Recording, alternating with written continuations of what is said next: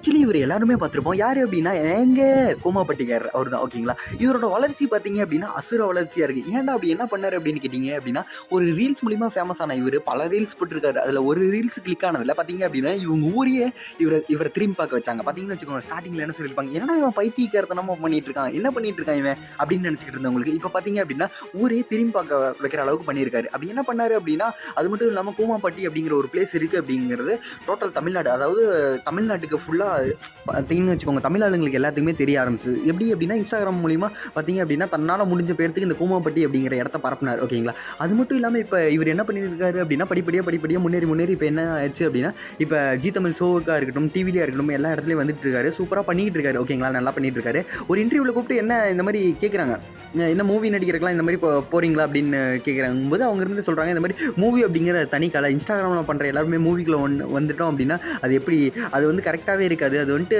மூவிங்கிறது அது ஒரு தனி கலை. நம்ம இன்ஸ்டாகிராமில் ஏதோ பைத்தியக்காரமாக பண்ணிட்டு இருக்கோம் அப்படின்னா அது கரெக்டாக வருமா அப்படிங்கிற மாதிரி கேட்டிருக்காரு. அது மட்டும் இல்லாமல் ஜி தமிழில் வந்து கலக்குன்னு கலக்கிட்டு இருக்காரு. அது மட்டும் இல்லாமல் இப்போ பார்த்தீங்க அப்படின்னா அதே மாதிரி ரீசெண்டாக இப்போ சென்னை சில்க்ஸுக்கு ஒரு ஆட் பண்ணி கொடுத்துருந்தாரு. ஓகேங்களா? அது பார்த்தீங்க அப்படின்னா வேற லெவலில் இருந்து. இது மட்டும் இல்லாமல் இவர் டிவி ஷோலையும் பயங்கரமாக கலக்கிட்டு வரார். ஓகேங்களா? அது மட்டும் இல்லாமல் இவரோட வளர்ச்சி பார்க்கும்போது ரொம்ப பெருமையாக இருக்குது, அசுர வளர்ச்சியாக இருக்குது. ஓகேங்களா? இவர் எவ்வளோ எஃபோர்ட் போட்டாரோ பார்க்குறவன் பைத்தியக்காரத்தனமாக இருந்தாலும் இப்போ பார்த்தீங்க அப்படின்னா இவரோட லெவலே வேறு.